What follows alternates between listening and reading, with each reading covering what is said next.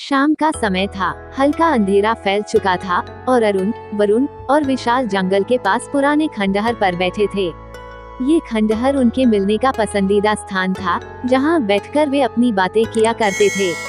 लेकिन आज की बात कुछ अलग थी। विशाल ने गहरी सांस लेते हुए दोनों भाइयों की तरफ देखा और पूछा, यार तुम दोनों में ऐसा क्या है? बिना बोले ही एक दूसरे के मन की बात कैसे समझ जाते हो? ये कौन सा जादू है? अरुण मुस्कुराते हुए बोला, विशाल, ये जादू नहीं, हमारे बीच एक खास रिश्ता है। बचपन से ही हम दोनों एक दूसरे के विचारों और भावनाओं को समझ लेते हैं। कई बार तो हमें एक जैसे सपने भी आते हैं। सपने? मतलब तुम दोनों को ऐसा भी होता है कि एक जैसा सपना देखते हो और वो सच भी हो जाता है? वरुण ने हंसते हुए कहा, हाँ, ऐसा कई बार हुआ है। मुझे अब भी याद है, एक बार मैंने सपना देखा था कि बारिश के कारण नदी में बाढ़ आ रही है। अगले ही दिन सच में बहुत भारी बारिश हुई और नदी का पानी गांव के पास तक पहुंच गया था। तब मुझे बहुत डर लगा था कि मेरे सपने सच में बदल रहे हैं। विशाल ने हैरानी से अरुण की ओर देखा और बोला, तो तुम दोनों को ऐसा लगता है कि तुम लोग भविष्य देख सकते हो? हम नहीं जानते कि ये क्या है। शायद ये हमारी कल्पना है या कुछ और, लेकिन ये बात हैरान करती है।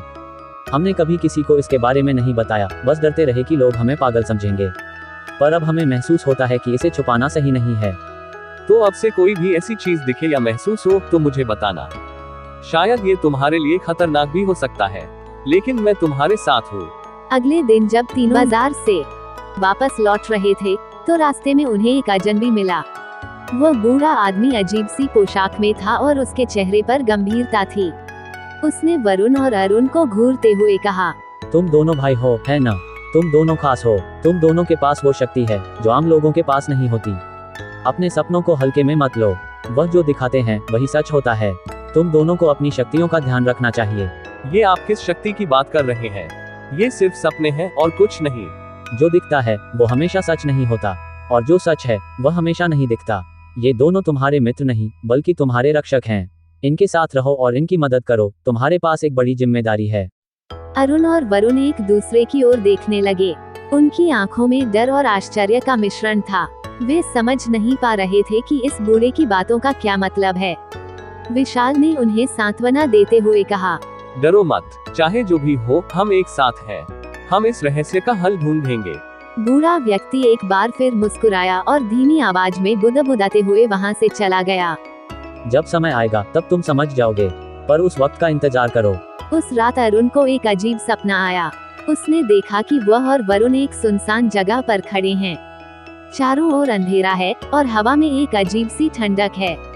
अचानक उनके सामने एक बड़ा दरवाजा उभर आता है। दरवाजे के पीछे अंधेरे में एक परछाई दिखाई देती है, जो धीरे धीरे उनकी तरफ बढ़ने लगती है। परछाई का चेहरा साफ नहीं दिख रहा था, लेकिन उसकी आंखों में एक अजीब सा तेज था। अचानक अरुण का सपना टूट गया और वह पसीने से भीगा हुआ उठा। उसकी सांसें तेज थीं। उसने देखा कि वरुण भी घबराया हुआ जाग चुका था। वरुण ने कांपते हुए कहा, अरुण, मुझे भी वही सपना आया।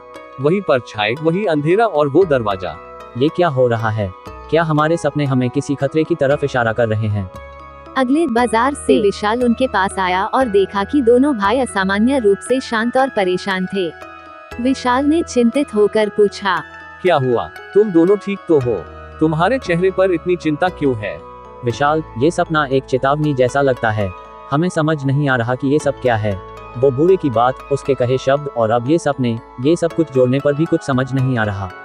देखो, अगर यह सच में कोई संकेत है तो हमें इसका हल ढूंढना ही होगा। हमें इस बूढ़े आदमी के बारे में पता लगाना चाहिए। वो कौन था और उसे तुम्हारे बारे में सब कैसे पता था? शायद वो हमें कुछ बताना चाहता था, कुछ ऐसा जो हमारी सुरक्षा के लिए जरूरी है। हमें उस आदमी को ढूंढना होगा। तीनों ने फैसला किया कि वे शाम को फिर उसी जगह पर जाएंगे जहां उन्हें वह बूढ़ा मिला था। सूरज ढलने लगा था और तीनों दोस्त जंगल की ओर बढ़ चले। हवा में एक अजीब सी सिहरन थी, मानो चारों ओर कुछ छुपा हुआ रहस्य उनकी ओर देख रहा हो। विशाल ने उत्सुकता से कहा, अगर वह बूढ़ा सच में कुछ जानता है तो वह आज फिर यही मिलेगा। हमें उसका इंतजार करना होगा। कुछ देर इंतजार करने के बाद सच में बूढ़ा आदमी एक बार फिर उन्हें दिखाई दिया। उसके चेहरे पर वही रहस्यमय मुस्कान थी। उसने तीनों को पास बुलाया और धीरे से कहा, तो तुम लोग वापस आ गए। लगता है कि मेरे शब्दों ने तुम्हें परेशान कर दिया। तुम हमें ये सब क्यों बता रहे हो, और ये सपने हमें क्यों आते हैं? क्या ये सच में हमारे भविष्य की झलक है? सपने सिर्फ कल्पना नहीं होते, कुछ लोगों के लिए सपने भविष्य का आईना होते हैं।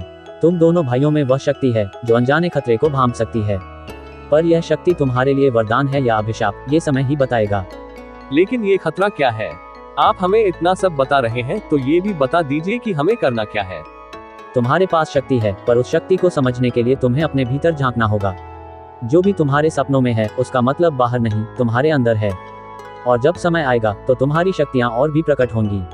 लेकिन याद रखो, जो देख रहे हो वो कभी कभी अधूरा सच भी हो सकता है। ये कहकर बूढ़ा वहाँ से चला गया और तीनों दोस्त उसे जाते हुए देखते रहे। उनके मन में सवालों का एक तूफान था और अब उन्हें ये समझ आ गया था कि इस रहस्य को सुलझाने के लिए उन्हें अपने सपनों में झांकना होगा। बूढ़े की बातों ने तीनों दोस्तों के मन में और भी सवाल खड़े कर दिए थे। अब उन्हें समझ में आ गया था कि उनके सपने केवल अजीब घटनाएं नहीं हैं, बल्कि उन सपनों के पीछे कुछ छुपा हुआ संकेत है। अगली रात अरुण और वरुण ने फिर वही सपना देखा, लेकिन इस बार सपना थोड़ा अलग था।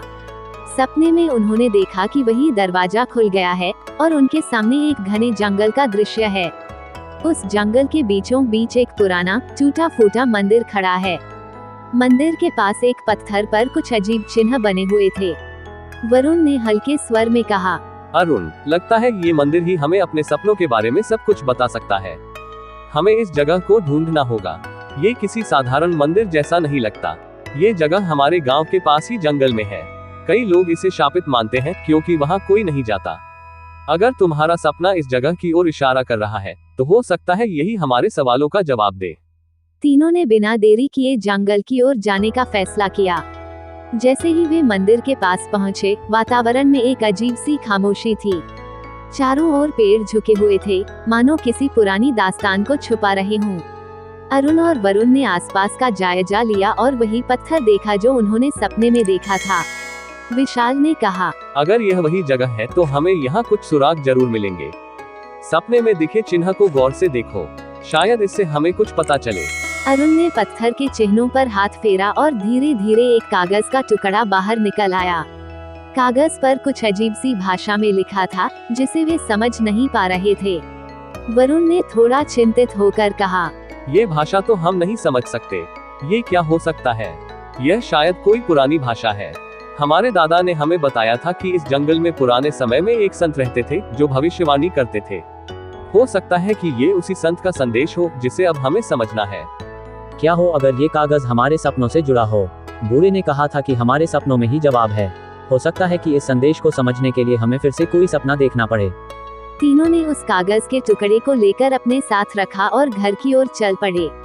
अब उनके मन में एक और उम्मीद जागी थी कि शायद अगला सपना उन्हें इस संदेश का मतलब बता सकेगा। रात होते ही अरुण और वरुण दोनों बिस्तर पर लेटे। उन्हें उम्मीद थी कि आज का सपना उन्हें उस रहस्यमय कागज का मतलब समझा पाएगा।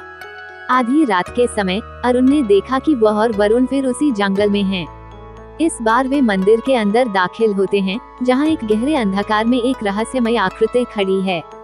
वह आकृति धीरे धीरे सामने आई और उनकी ओर देखते हुए बोली, तुम दोनों ही इस कागज का अर्थ समझ सकते हो, लेकिन याद रखना, जो उत्तर तुम खोज रहे हो वह बहुत बड़ी जिम्मेदारी के साथ आता है। ये शक्ति तुम्हारे लिए वरदान है, लेकिन अगर इसे गलत तरीके से इस्तेमाल किया तो यह विनाश का कारण बन सकती है। ये तुम्हारी नियति है। तुम दोनों को इस शक्ति का उपयोग सच और अच्छाई के लिए करना है। इस कागज में वह मंत्र है जो तुम्हारी शक्ति को और जागृत करेगा, परंतु इसे इस्तेमाल करते समय सावधानी बरतो, क्योंकि यह तुम्हें सच में भविष्य देखने की शक्ति देगा। इतना कहकर आकृति अदृश्य हो गई और अरुण का सपना टूट गया। उसने वरुण की ओर देखा, जो भी घबराते हुए जाग चुका था। दोनों ने एक दूसरे की ओर देखा और चुपचाप समझ गए कि अब उनके पास कागज पर लिखे मंत्र का प्रयोग करना ही एकमात्र रास्ता। अगले दिन अरुण, वरुण और विशाल ने जंगल में जाकर कागज पर लिखे मंत्र का उच्चारण किया। जैसे ही उन्होंने मंत्र पढ़ा, एक हल्की सी रोशनी उन पर पड़ी और धीरे धीरे वह रोशनी बढ़ने लगी। उनकी आंखों में अचानक एक चमक सी आ गई और वे आसपास की चीजों को पहले से ज्यादा स्पष्ट रूप से देख पा रहे थे। वरुण ने हैरान होकर कहा, अरुण, मुझे ऐसा लग रहा है जैसे मैं हर चीज का गहराई से अनुभव कर सकता हूँ। ये शक्ति हमें चीजों को और साफ साफ देखने की क्षमता दे रही है। हाँ, ये शक्ति हमें भविष्य की छोटी छोटी झलकें दिखा सकती है। अब हमें इस शक्ति का सही तरीके से उपयोग करना होगा। तो अब हम तीनों मिलकर इस शक्ति का इस्तेमाल करेंगे। तुम दोनों के पास भविष्य देखने की शक्ति है और मैं हमेशा तुम्हारे साथ रहूंगा। हमें मिलकर अच्छाई की राह पर चलना होगा और उन लोगों की मदद करनी होगी जिन्हें इस शक्ति की जरूरत है। तीनों ने एक दूसरे की ओर देखा और एक अटूट बंधन की तरह ये निर्णय लिया कि वे अपनी शक्तियों का उपयोग कभी गलत कामों के लिए नहीं करेंगे। अब उनके सामने एक नई यात्रा थी जिसमें उन्हें लोगों की मदद करनी थी और साथ ही उन रहस्यों को सुलझाना था जो उनकी शक्तियों से जुड़े थे। अपनी शक्तियों को समझने के बाद अरुण, वरुण और विशाल ने ठान लिया कि वे अपने गांव के लोगों की भलाई के लिए इन शक्तियों का सही उपयोग करेंगे।